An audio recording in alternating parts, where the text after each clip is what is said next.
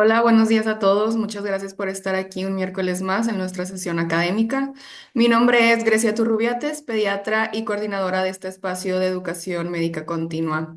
En nombre de la Escuela de Medicina y Ciencias de la Salud del Tecnológico de Monterrey, les damos la más cordial bienvenida a nuestra sesión académica de pediatría.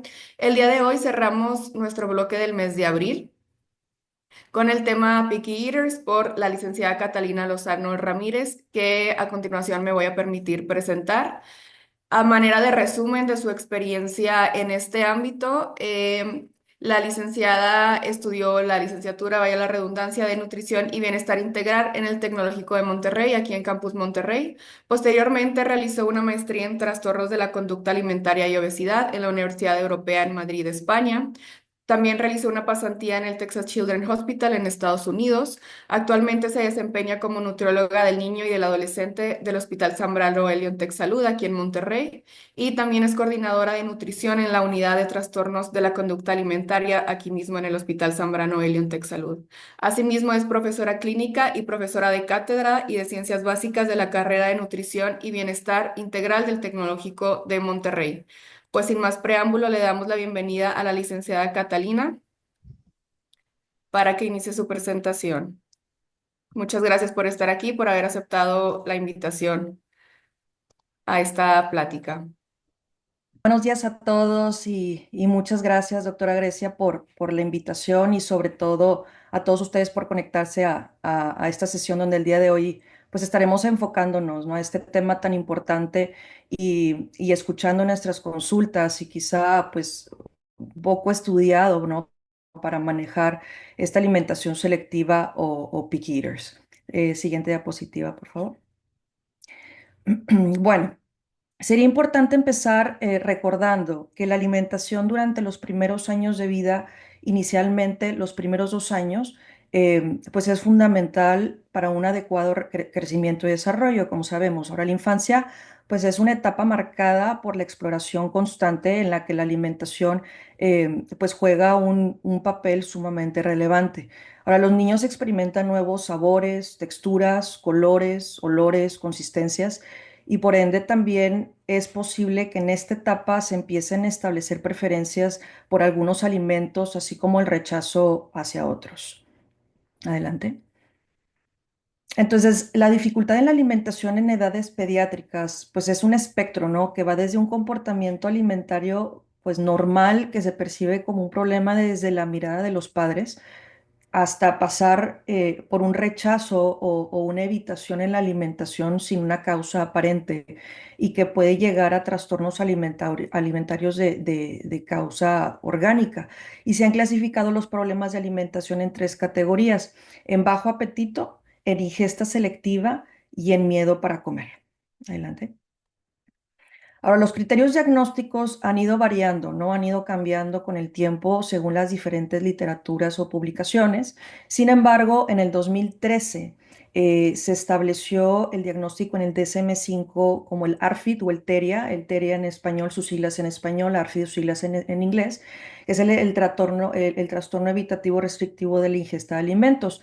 Ahora, los criterios del ARFID enfatizan pues los comportamientos alimentarios, en particular la selectividad, el apetito deficiente y la aversión a comer.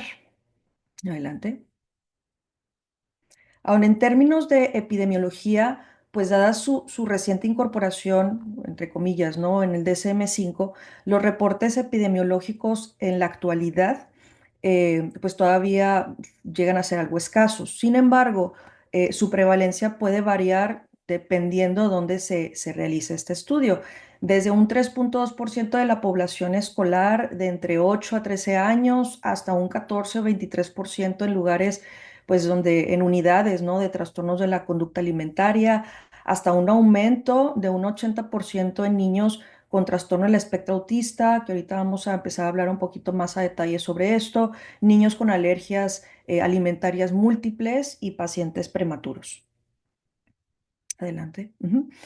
Sin embargo, bueno, pues se propone un origen multifactorial. ¿no? Donde se incluyen factores biológicos, se incluyen factores ambientales y factores psicológicos también. Entonces, dentro de los factores biológicos podríamos encontrar alteraciones hormonales y en péptidos reguladores del apetito, alteraciones por el gusto, en la sensibilidad y percepción, ¿no? O la falta de exposición de algunos sabores, la exposición precoz a factores de estrés, ¿no? Como factores intrauterinos, prematurez, alteraciones del vínculo, eventos traumáticos durante el desarrollo, pues sumándole que es fundamental el ser capaz pues, de glutir, de succionar, de aprender a comer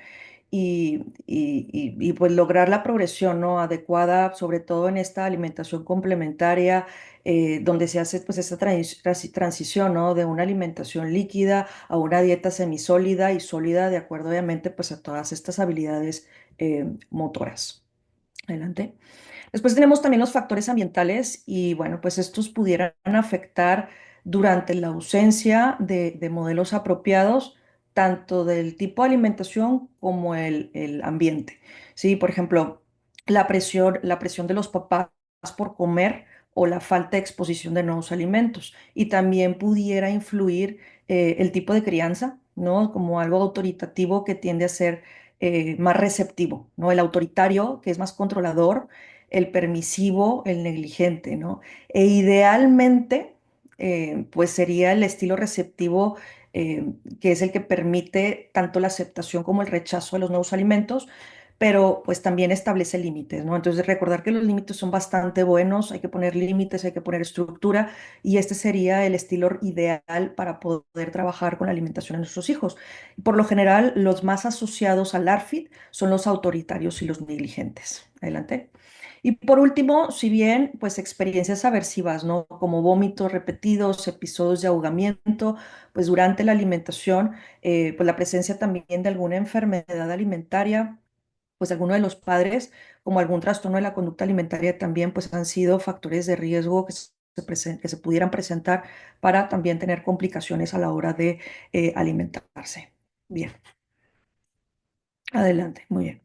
Ahora, en cuestión de presentación clínica, pues podríamos entender que existen muchos asociados, pero pues para englobar tres formas sencillas y para facilitar un poquito más su identificación, se describen de la siguiente manera. El ARFI de variedad limitada, pues que tienden a ser esos selectivos, ¿no? Estos describiéndolos un poco, tienden a rechazar de forma selectiva algunos alimentos por sus características sensoriales como el sabor, la textura, la forma, por ejemplo. También tenemos el ARFI de ingesta limitada. Estos son los que tienden a tener un poquito más de falta de interés por comer frente al alimento, y estos presentan realmente una conciencia muy escasa de apetito y poco interés en la comida. Y luego también tenemos el ARFID aversivo, ¿no? Estos por lo general pues pudieran haber tenido alguna situación postraumática. eh, Ellos pues abruptamente pueden dejar de aceptar todos o un grupo de alimentos por miedo a tener consecuencias adversas, ¿no? Al comerlos, como ahogarse o vomitar, y esto es bastante peligroso, pone en bastante riesgo la vida. Y habitualmente después de haber vivido pues una de estas experiencias, pues también pudiera existir pues una relación a un evento postraumático, ¿no? Que no tenga relación realmente directa con la comida, ¿no? Como a lo mejor alguna situación como la muerte de algún familiar, alguna separación, algún inicio, algún medicamento, algún procedimiento médico. Adelante. Muy bien. Ahora, son pacientes que tienden a tener un carácter ansioso y una hipersensibilidad a las sensaciones corporales. Es por eso que frente a estas experiencias antes mencionadas, pues aumenta su miedo, ¿no? Inicialmente rápido y pasa a lo crónico, ¿no? E intenso. Ahora, este miedo, pues los lleva a que se siga repitiendo con el tiempo, con el mismo, a veces pasa a otros alimentos, porque empiezan también a limitar la ingesta de lo que produjo el trauma, ¿no? Y luego lo extienden a otros alimentos que se pudieran parecer.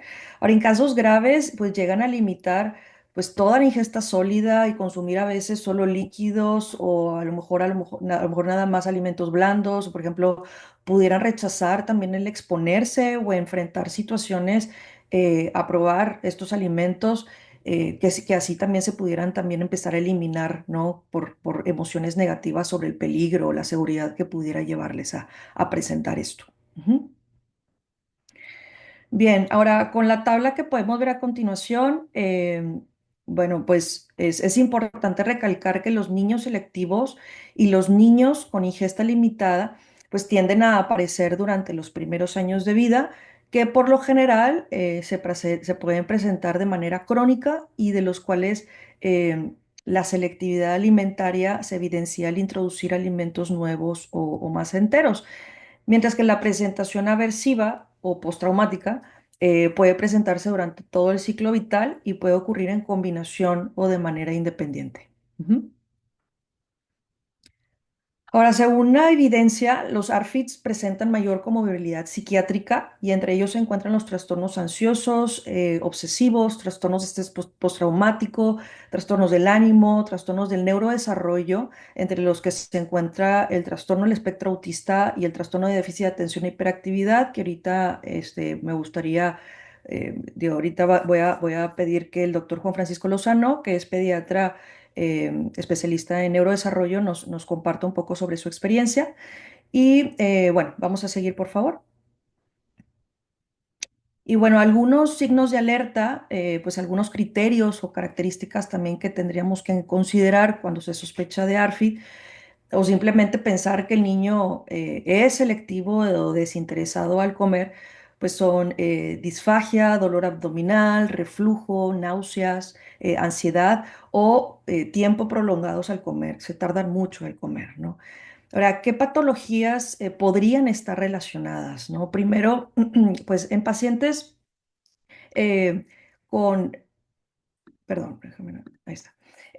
Para pacientes con trastorno del espectro autista, la selectividad alimentaria en relación a la textura, la presentación, etcétera, ¿no?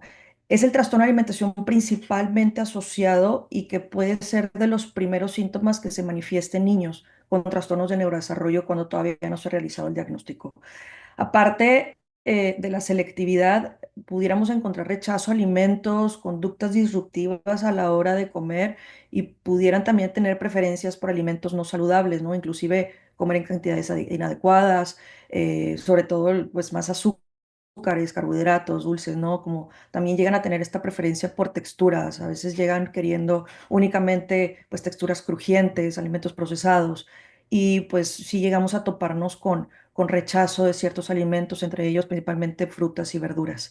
Entonces, bueno, en cuanto a su prevalencia, pues realmente pues tampoco ha sido aclarada del todo. Sin embargo, estudios estiman que entre un 46 y 89% de los niños con TEA presentan estos hábitos de alimentación atípicos, ¿no? Y otros estudios han indicado que aproximadamente el 95% presenta alguna dificultad para alimentarse, comparándolos con niños con desarrollo normal. Entonces, antes de pasar, me gustaría pues abrir micrófono al doctor Juan Francisco Lozano para que nos pudiera pues compartir un poco sobre su experiencia con este tipo de pacientes y cómo el ARFID pudiera estar relacionado a trastornos del neurodesarrollo en su consulta.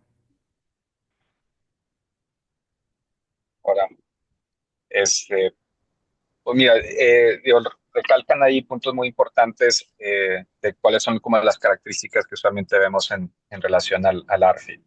Eh, es altamente frecuente. El- Vemos un componente, como decías, multifactorial, uno de ellos siendo el tema sensorial, pero también un fuerte componente conductual. Y cuando pensamos en cómo abordar a estos pacientes, tenemos que pensar, pues así como usualmente trabajan y ahorita platicarás, probablemente es de un abordaje multisistémico entre ver cómo la familia aborda la parte de la alimentación, la otra parte como sensorial, de establecer ciertas intervenciones terapéuticas que lleven ese enfoque, y también otro enfoque que va hacia el aspecto conductual, por el tema de rechazo a alimentos y ciertas conductas aversivas que frecuentemente podemos llegar a ver. Entonces, cuando estamos en el proceso de evaluación y manejo, una de las razones por las que se recomienda que haya un especialista en neurodesarrollo evaluando a cualquiera de los dos, a niños que se presentan con temas como ARFID o temas de algún tema del neurodesarrollo, es porque dentro de ese abordaje de primera investigación pues hay un mayor entendimiento de la relación con diversas comorbilidades y una de estas siendo el ARFID. Excelente. Muchísimas gracias, Juan Francisco. Sí, justamente ahorita estaremos platicando un poco sobre, de hecho también estaremos presentando un par de casos clínicos que se han presentado en el Hospital Zambrano, donde pues sí, vamos a estar demostrando cómo es tan importante, por qué es tan importante, perdón, pues el trabajar, ¿no? en un equipo multidisciplinario. Muchas gracias. Bien, entonces otra patología que pudiera estar asociada al ARFID, pues son las alergias alimentarias múltiples, ¿no? Y en ocasiones, pues las dietas de eliminación estrictas de los posibles alérgenos, pues han sido el tratamiento principal de las alergias alimentarias múltiples, ¿no? Como algo, pues normal. Y estas, pues sí, también podrían contribuir al ARFID. ¿Por qué? Porque no permite la interacción realmente natural con la comida en estas etapas tempranas. Entonces, en cuanto a su prevalencia, pues puede variar, ¿no? Desde un 40 a un 94%, y pues la posible etiología realmente no está del todo clara. Sin embargo, pues se propone la posible influencia de la introducción tardía de la alimentación más sólida, es decir, después de los 9 meses de vida, y pues definitivamente la variedad también restringida de alimentos. Adelante. Y por último, pues están los ARFIDs y niños prematuros. Pues los niños que nacen prematuros pudieran llegar a tener también pues esta dificultad con la alimentación oral, pues haciendo que se vuelvan pues más vulnerables, ¿no? A una adecuada nutrición y por ello pues a un adecuado también crecimiento y desarrollo. En ocasiones pudieran presentar dificultad de succión, dificultad de deglución o de respiración, y esto pudiera hacer que retrase, ¿no? El desarrollo de habilidades para comer, y por ende, pues también con mayor facilidad pues se presenta el rechazo de alimentos y la dificultad para la transición de texturas. Su etiología realmente no está de todo clara igualmente, pero se atribuye a la inmadurez y también pues a un constante pues exposición, ¿no? A intubación, aspiración, a sondas, mientras que su prevalencia pues podría variar de entre un 25 y un 80%, y entre mayor sea la prematurez y sus comorbilidades, pues también mayor la probabilidad, ¿no? De que se pudiera presentar. Adelante. Ahora, ¿qué hay sobre sus complicaciones? ¿No? Sobre todo, pues podríamos encontrar alteraciones en el estado nutricio, ¿no? Y en la captación de vitaminas y minerales. Pacientes con ARFID pueden presentar normopeso, pueden presentar bajo peso, pueden presentar sobrepeso, pudieran o no también tener deficiencias de micronutrientes. Por ejemplo, en pacientes con rechazo alimentario de un tiempo prolongado, esta disminución de alimento pudiera llevar también a una desnutrición crónica, que justamente, como menciona aquí, activa mecanismos fisiológicos compensatorios frente a ayunos prolongados, pues como la disminución también del metabolismo basal y alteraciones o modificaciones hormonales que pudieran producir alteraciones cardiovasculares, renales, gastrointestinales, hematológicas y óseas. Y de hecho, em, en pacientes con trastornos del espectro autista, su estado nutricional pues se caracteriza, ¿no? por una gran prevalencia de malnutrición por encima de la población normal, y los rangos de esta prevalencia pues también pudieran depender por estudio, ¿no? Llegando de un 63% en comparación con un 38% del grupo control. Adelante. Ahora, ¿cómo podemos saber si el niño está o no en riesgo de presentar deficiencias nutricionales o específicamente en desnutrición? ¿No? Ahora hay que basarnos en el historial de ingesta dietética, en signos, en síntomas, en estudios de laboratorio, pero sobre todo es bien importante recalcar que no podemos guiarnos únicamente en los estudios de laboratorio. ¿Ok? Siguiente. Aquí tenemos una tabla donde pudiéramos observar algunas de las complicaciones nutricionales del trastorno, bueno, del ARFID. eh, Y estas solamente son algunas de las deficiencias más comunes, nutricionalmente hablando, que pudiéramos encontrar por vitaminas y minerales, calcio, vitamina D, vitamina B12, ácido fólico, entre otros. Adelante. Bueno, para realmente cualquiera de las formas de presentación clínica o alteraciones clínicas se pudieran acompañar por lo general de mucho estrés, ¿sí? Tanto para el paciente como para la familia, ¿sí? ¿Por qué? Pues principalmente por el manejo del ARFID, que incluyen pues, visitas hospitalarias, reemplazos de la sonda de alimentación en caso de que sea necesario, terapias de alimentación. Y también dentro del estrés está pues lo que se genera, ¿no? Durante cada comida, donde se enfrentan por cada comida, lo que pudiera ser que los llevara a no creer en la escuela, a no creer en el trabajo, a no querer comer en comidas sociales y pues obviamente también por el estrés que también se genera en relación con la interacción de padres e hijos. Ujú. Ahora, por la parte médica nutricional, pues la evaluación debe de incluir tres pasos. La historia alimentaria, que aquí utilizamos mucho el recordatorio recuento de 24 horas, las nutriólogas. Las curvas de crecimiento que se utilizan tanto en la parte pediátrica con la parte también de nutrición y en la identificación de complicaciones médicas agudas o a largo plazo que son secundarias también al bajo peso, a la obesidad o a la deficiencia de nutrientes. Y es importante también descartar enfermedades orgánicas como enfermedad celíaca, alergias alimentarias múltiples, enfermedad de Crohn, entre otras. Ujú. Ahora, ¿en qué nos ayudaría el recordatorio de recuento 24 horas? Aquí este registro es mucho más objetivo que si utilizáramos una frecuencia de alimentos, ¿no? Pues sí, de alimentos. Y con este registro, pues pudiéramos incluir más detalles y podemos incluir dificultades para alimentar durante la lactancia o ya sea en la introducción de alimentos más enteros, durante la alimentación complementaria o en etapas más avanzadas. O también pudiéramos incluir el lugar, el tiempo, la posición o la postura en la que se come, o inclusive también pudiéramos detallar si hubo algún evento como arcadas o vómitos. ¿Ok? Adelante.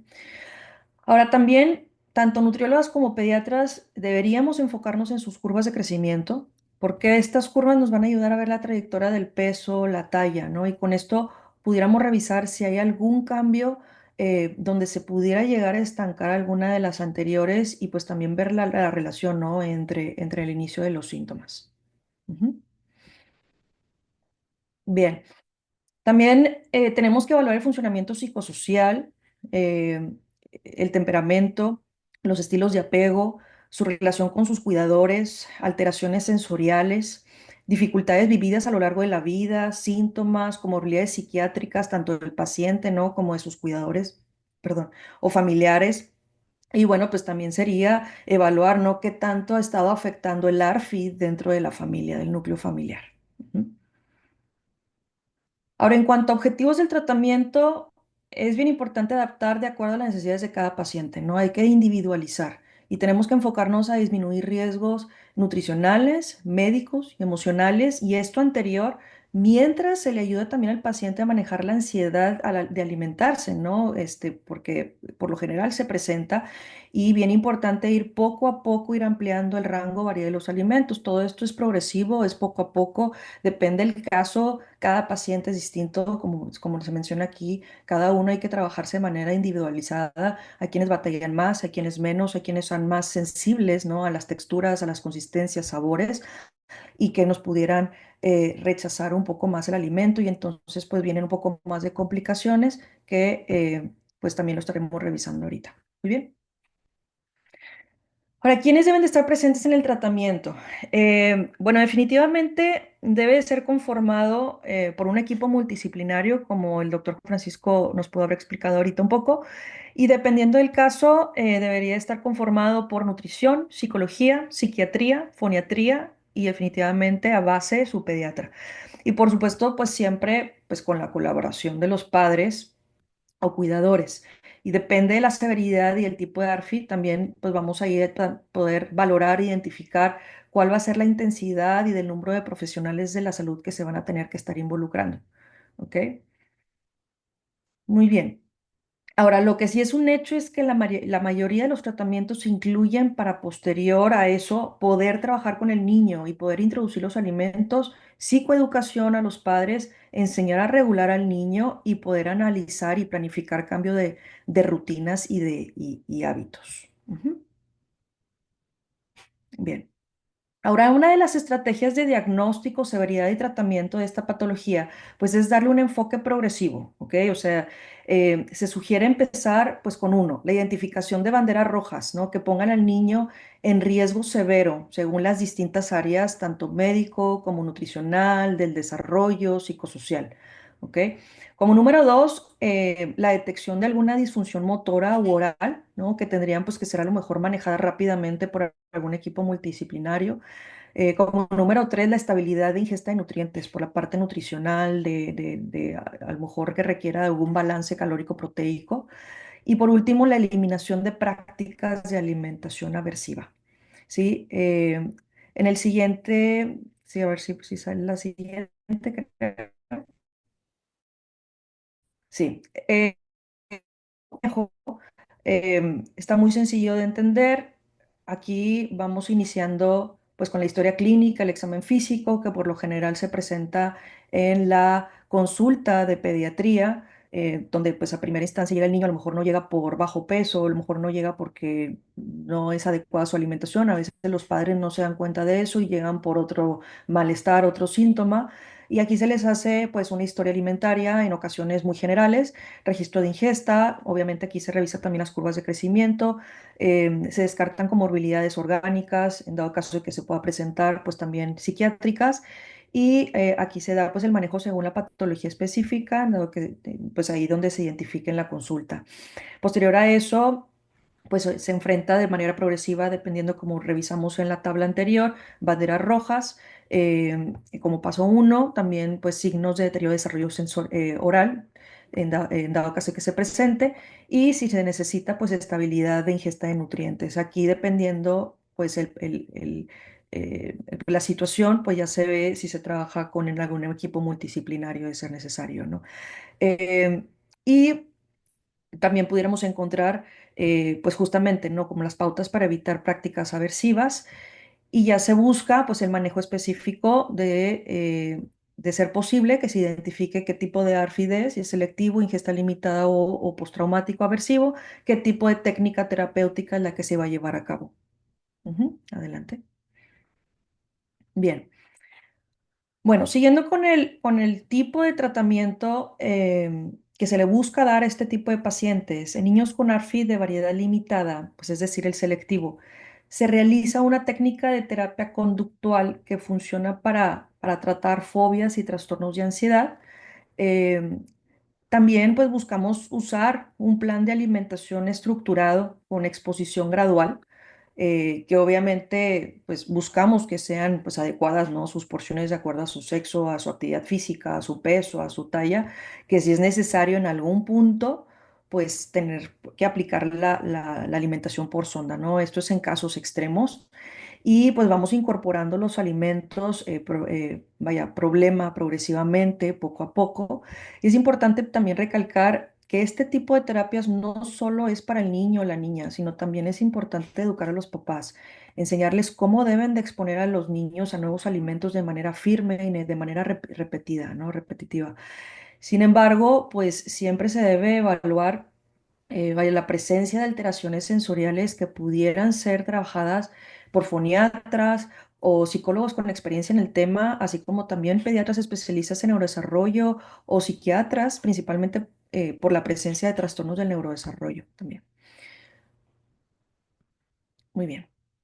Ahora, en los niños con trastorno del espectro autista, aquí representa pues un tratamiento similar, sí multidisciplinario, pero muy similar que el de los trastornos de la conducta alimentaria en pacientes pediátricos, ya que se ha observado una mejoría en la variedad nutricional. Adelante.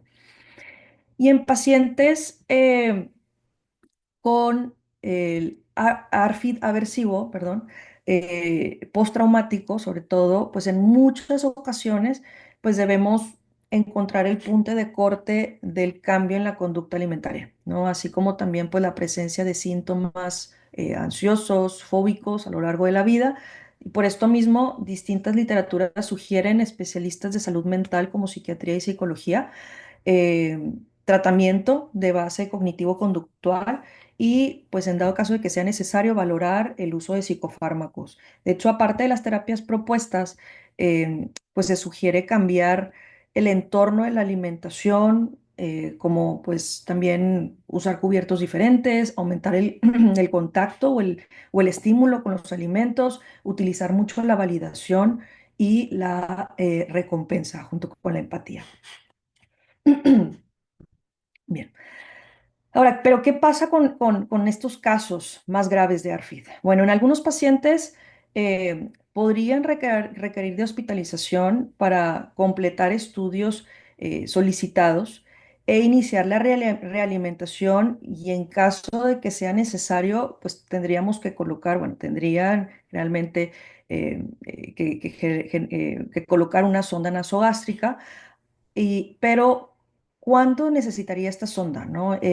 Eso generalmente es valorado por un equipo nuevamente multidisciplinario, los médicos, nutrición, y sin embargo, pues debe de ser considerado si el niño pues no es capaz de cumplir con sus requerimientos a través de la alimentación oral o si el contexto de la inestabilidad médica como conducirlo a mayor morbimortalidad, ¿no?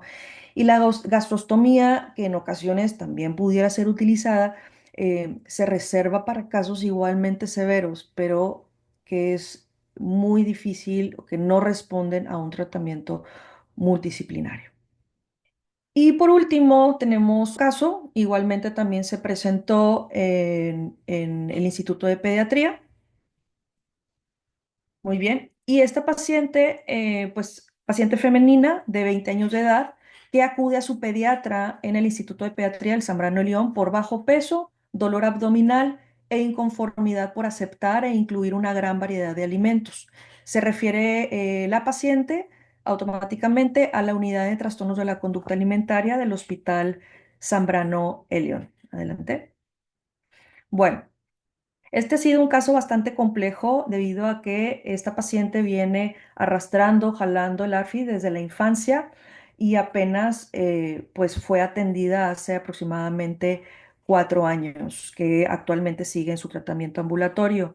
Entonces, anteriormente, esta paciente en consultas particulares externas de otras instituciones, pues tuvo distintos abordajes médicos, entre ellos gastroenterología y alergias.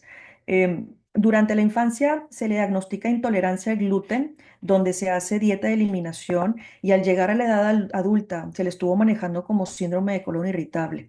Aunado a esto, se le da diagnóstico de enfermedad por reflujo gastroesofágico durante la infancia también, pero durante la adultez ya no se confirma. También se le comenta como probable intolerancia a la lactosa, que nunca fue confirmada tampoco y decide eliminar lácteos. Síndrome de colon irritable sin mejoría y probable intolerancia al gluten que finalmente se descarta. Sin embargo, ella decidió seguir retirando alimentos con gluten, que a pesar de la dieta de eliminación, el dolor persistía. Adelante.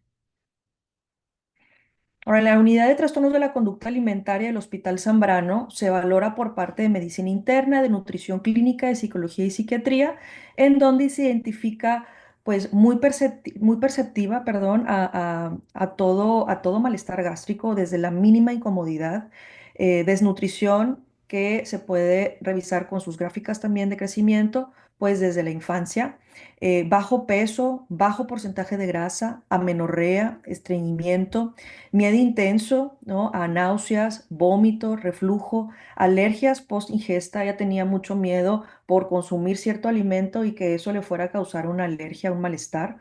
Eh, Antecedente también que ella menciona de experiencia traumática con el vómito durante su infancia. Síntomas digestivos secundarios a desnutrición, realimentación. Ujú. Y adelante, por favor.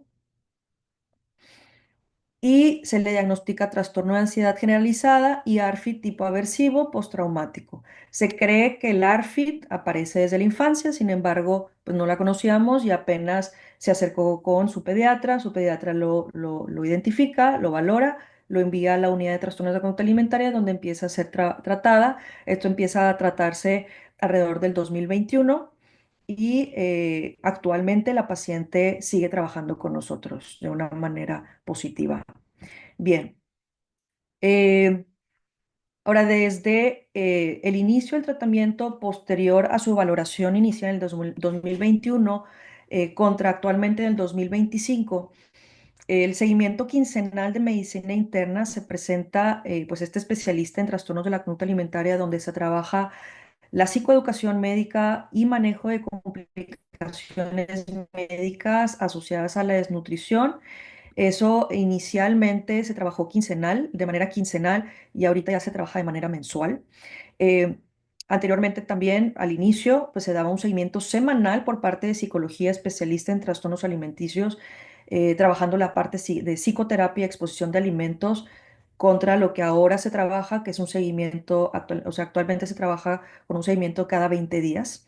Por la parte de nutrición, inicialmente se trabajaba igualmente semanal pues trabajaba la psicoeducación nutricional, el manejo nutricional con el acompañamiento y las exposiciones alimentarias.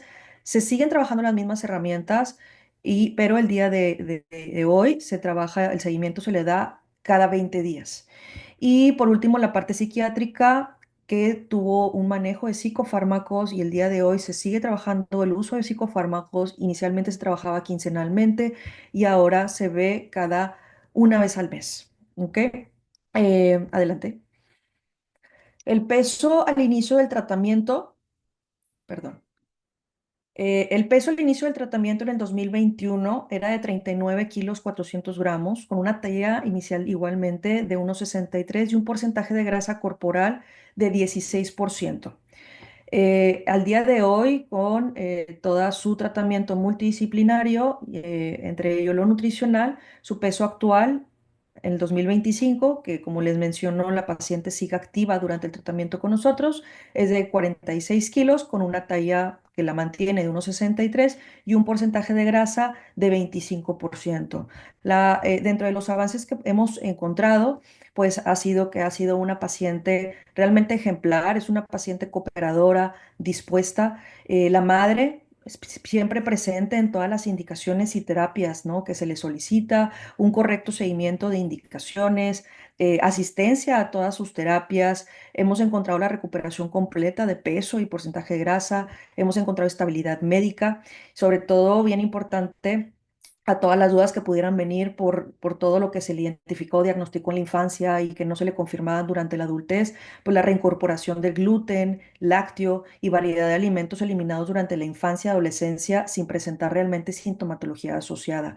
Y también, bueno, pues que existe la estabilidad psicológica y psiquiátrica. Hoy por hoy la paciente consume cinco tiempos de comida, hoy la paciente come prácticamente de todo. Tiene hambre, responde al apetito y la sintomatología, como les mencionaba, ya no está presente. Sin embargo, ella sigue trabajando pues temas emocionales y psiquiátricos donde pues se han visto realmente resultados bastante favorables.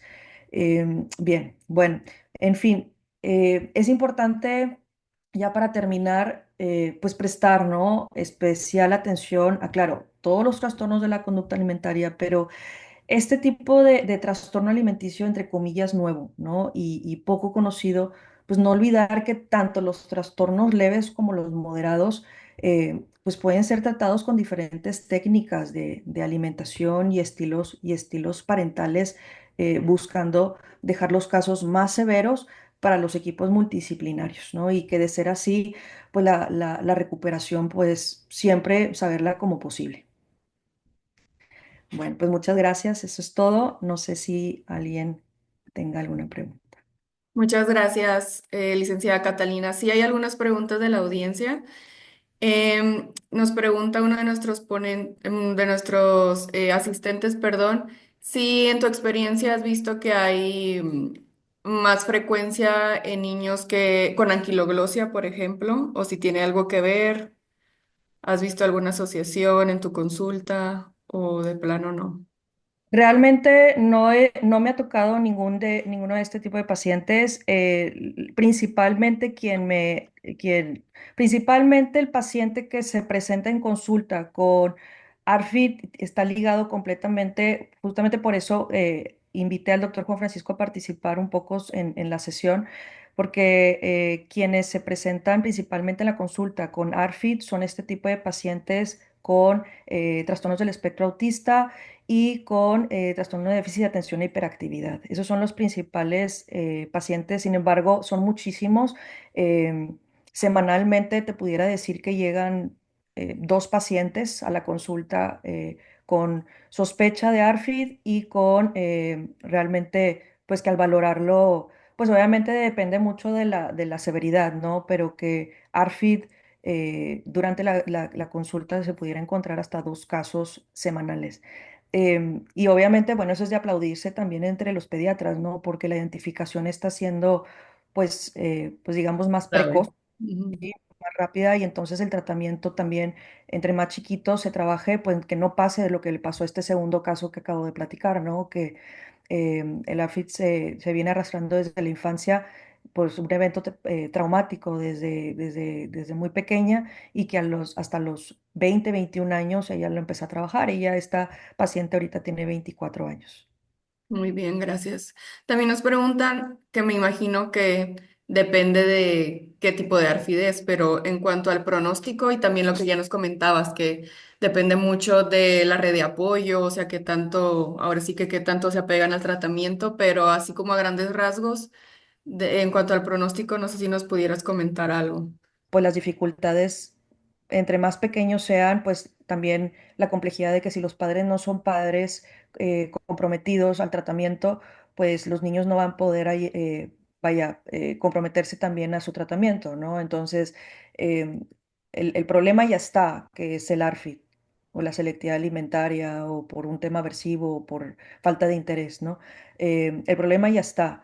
Ahora hay que trabajarlo, pero el trabajo no es solamente de terapeuta y niño, sino también es un trabajo eh, familiar, ¿no? Entonces, pudiéramos encontrar, vaya, casos de bastante éxito, como casos como este caso que les menciono, que hasta el día de hoy ya llevamos, justamente hace unos días yo lo estaba trabajando, estaba revisándolo con su pediatra ahí en el instituto, y estábamos viendo que ya lleva 2 años, bueno, casi 2 años ahora en mayo, desde el internamiento, desde la hospitalización, y prácticamente seguimos en las mismas. La recuperación de peso, talla, se ha visto de manera efectiva porque está llevando una alimentación por vía por gastrostomía, ¿no? Entonces, pues lleva una dieta licuada de acuerdo a sus calorías que necesita, requerimientos, pero por avance sensorial, por exposición de alimentos, pues, realmente no hemos podido avanzar. Entonces, varía mucho del paciente y sobre todo de la familia. Y me imagino que así como la causa es multifactorial, pues también los resultados Correcto. dependen, o sea, son muy variables. El ambiente familiar tiene mucho que ver también. Ujú. Sí. Muy bien, muchas gracias. La siguiente pregunta es un poco larga, pero para dar contexto, A ver si no me pierdo. A ver. no, no. Digo, hablamos ya mucho de su relación con trastornos del neurodesarrollo, ¿verdad? Pero suponiendo que tenemos a un niño con un neurodesarrollo típico, o sea que ya tú como pediatra hiciste la valoración y no ves ninguna bandera roja, todo está bien, pero en una edad escolar, 5 años, preescolar, perdón, 4 o 5 años, en que todo está bien, está en su peso y está en su talla, pero nos comentan los papás que pues de repente si quiere comer y luego no, que es como selectivo, antes le gustaba el huevo, ahora ya no lo quiere comer y hay que estar como detrás del niño para que coma, pero realmente todo lo demás está bien. ¿Qué tanto podríamos esperarnos? Tal vez es un periodo, ¿verdad? Porque sabemos que también a esta edad pues hay mucha variabilidad en cuanto a la alimentación. Pero ¿qué nos pudieras decir tú en cuanto a cuándo mandarlo con nutriólogo, cuándo mandarlo con algún otro especialista? Si vemos que pues todo está bien, solamente lo de la alimentación en selectividad es lo que le está dando preocupación a los papás. Bueno, mira, en mi experiencia, te voy a platicar en mi experiencia. Realmente los pediatras con los que yo he tenido la dicha de trabajar en el Instituto de Pediatría del Hospital Zambrano, realmente son pediatras que identifican rápido y refieren rápido. Em, caen constantemente este tipo de pacientes donde no identifican todavía realmente qué tipo de selectividad alimentaria pudiera ser, pero entienden que hay una problemática con la alimentación, llámese conductual o sensorial, pero la identifican, ¿no? O a lo mejor es un niño que antes comía y ha bajado mucho de peso y no saben qué está pasando, ¿no? O simplemente los papás no piden ayuda porque se dan cuenta que el niño en algunos lugares se acepta y en otros no. Los casos son muy distintos, obviamente, nuevamente hay que identificar, por eso se mencionaba que idealmente es un equipo multidisciplinario, pero no siempre se necesita como de todo el equipo, justamente porque a lo mejor no es un caso con esa severidad, sino a lo mejor nada más es un caso conductual donde muchas veces hay que poner límites, ¿sí? Inclusive a veces hay que proponer psicología a pesar de que no necesite de exposición de alimentos, sino porque el niño trae otros antecedentes familiares donde a lo mejor hay una separación de padres. Me ha tocado mucho de papás divorciados o separados donde el papá llega y la mamá llegan y se sienten en el sillón y dicen, bueno, es que en mi casa sí come pasta, pero en mamá no. El niño no come nada en la casa de papá y mamá, pero en casa de abuelita sí. En la casa no come nada, pero cuando en la escuela con los amiguitos sí se los come. Entonces eso realmente no es un problema sensorial, sino conductual, ¿sí? Claro. Y muchas veces también es la parte de los límites. Mira, bien o mal, yo lo aplaudo a todas las mujeres. Realmente las mujeres hoy, muchas más bien, trabajan. ¿Ok? Y obviamente, pues el papá también. Entonces, la atención al niño, pues no suele ser adecuada en la parte alimenticia, sobre todo, y en la parte conductual tampoco. Entonces, llegan del trabajo, llegan cansados. Específicamente me tocó un caso la semana pasada donde el niño tiene 6 años y con este mismo problema. Y entonces dice la mamá, pero es que no quiere comer esto y papá con papá sí quiere. Y entonces, bueno, estábamos revisando como estructura de horarios, como estábamos, ahorita lo mencionamos también en la presentación. Y entonces el niño de 6 años se duerme todos los días hasta las 12 de la noche. Entonces le digo a la señora, bueno, pues es que hay que buscar estructura de horarios también, ¿no? De sueño, de alimentación, de estructura en el día, de actividades, hasta el de bañarse, ¿no? Y dice, y se ríe, ¿no? Y dice, pues es que, pues esa es la hora que yo llego y esa es la hora que yo llego a trabajar y ni modo, pues el niño, pues es lo que le toca, ¿no? Y entonces yo así en mi cabeza, bueno, pues, ¿cómo le ayudo, no? Entonces, pues eso es complejo, no todos los casos necesitan de toda la valoración del equipo. Es importante que tanto pediatras como nutriólogos, que generalmente es la primera línea de atención cuando se trata de algo de alimentario de este tipo, pues estar bien entrenados para poder identificar cuándo es necesario referir a un grupo completo y cuándo es posible además trabajar con a lo mejor otro especialista o a lo mejor nutrición nada más y que ese especialista en nutrición pues pueda marcar esas pautas de límites y conductas. Muchas gracias. ¿Hay algún tiempo que tú recomiendes? Es decir, si el día de hoy viene una mamá preocupada que porque el niño es selectivo, pero acaba de empezar con esas conductas, ¿crees que sea conveniente de que, bueno, te veo en 2 meses y vemos cómo sigue? Ya si sigue igual, pues ahora sí lo refiero, o referirlo de una así a la primera. Nuevamente, depende de valorar, ¿no? Pero generalmente cuando se trata de lo que te acabo de mencionar en la respuesta anterior, eh, se trabaja con pautas que tú le vas marcando, le trabajas estructura alimentaria, revisas recuento de recordatorio 24 horas, como lo expliqué hace un momento también, y dependiendo de todos los alimentos que muchos o pocos pueda comer, pero que con eso tú te puedas asegurar que se están nutriendo para asegurar su crecimiento y desarrollo, entonces tú le das una pauta de a lo mejor un mes. ¿Sí? Y tú le marcas también pautas de límites, de estructura, de conductas, de todo eso que tú le puedes decir, bueno, lo vas a sentar al niño y le vas a poner lo que hay en la casa, le vas a poner 20 minutos o 30 minutos del plato. Lo avienta, no quiere, perfecto, puede retirarte, etcétera. O sea, son pautas que tú tienes que irle marcando y que conforme, pues tú esperas a lo mejor semanas o un mes, y si en un mes no mejora o empeora, entonces a lo mejor pudiera sospechar de otras conductas. Muchas gracias. Y por último, digo, mencionaste el DSM-5 en tu plática.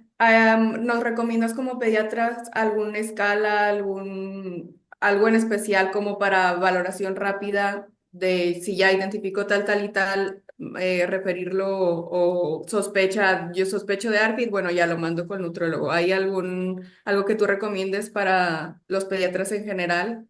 ¿O nos ¿Has tenido podemos ir directo al DSM-5? Pues tendríamos, o sea, son criterios muy, a ver, la selectividad alimentaria, el desinterés por comer y sobre todo esto, ¿no? De que dice, es que come y arquea, quiere vomitar, etcétera. Todo eso ya tú lo puedes llegar a sospechar como tal, ¿no?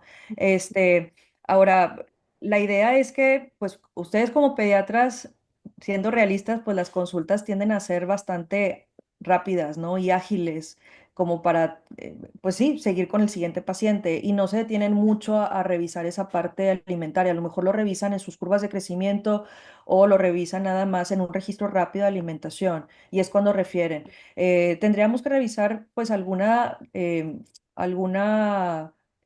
prueba o test rápido de preguntas muy pequeñas o armar alguno que sea bastante corto para poder ayudarles a contestar algo tanto a lo mejor en la sala de espera. Sí se ha pensado, ni creas, sí se ha pensado mucho, sobre todo para acá al Hospital Zambrano, de cómo le pudiéramos hacer para ayudar, para poder identificar ese tipo Identificar. de Ujú. situaciones, ¿no? Pero es complejo porque hay mucho movimiento luego en las salas de espera y, y para que los papás se sienten y respondan persiguiendo a los niños. Sería revisar tablas con muy cortas, con número de preguntas muy cortas para poder identificar rápidamente y que nos den nuestra valoración, porque luego tienden a ser más largas esas pruebas. Sí, Pero claro, es una valoración muy pudiéramos, amplia. sí, sí, pero pudiéramos revisar y ya a lo mejor pudiéramos compartirlo y que sin problema les puedo pasar mi correo para que cualquier duda que tengan, me puedan preguntar directamente. Claro, muchas gracias. Pues esas son todas las preguntas. Muchas gracias nuevamente por haber aceptado la invitación y por darnos pues esta plática que al fin de cuentas, como mencionaste, es un padecimiento pues muy variable, un espectro al final de cuentas que se va a presentar diferente de paciente a paciente. Muchas gracias nuevamente, gracias a todos por haber asistido. Recordarles también que las pláticas las pueden encontrar en nuestro canal de YouTube si quieren volver a verlas. Y nos vemos el próximo miércoles, ya un nuevo mes. Tendremos ponentes del Texas Children's Hospital con pues distintos temas. El primero será abordaje de la talla baja y displasias óseas por el doctor Pablo Castañeda. Como ya mencioné, todos nuestros ponentes del próximo mes serán del Texas Children's Hospital. Muchas gracias a todos y que tengan un buen día. Muchas gracias, licenciada Catalina. Muchas gracias, hasta luego. Hasta luego, bye.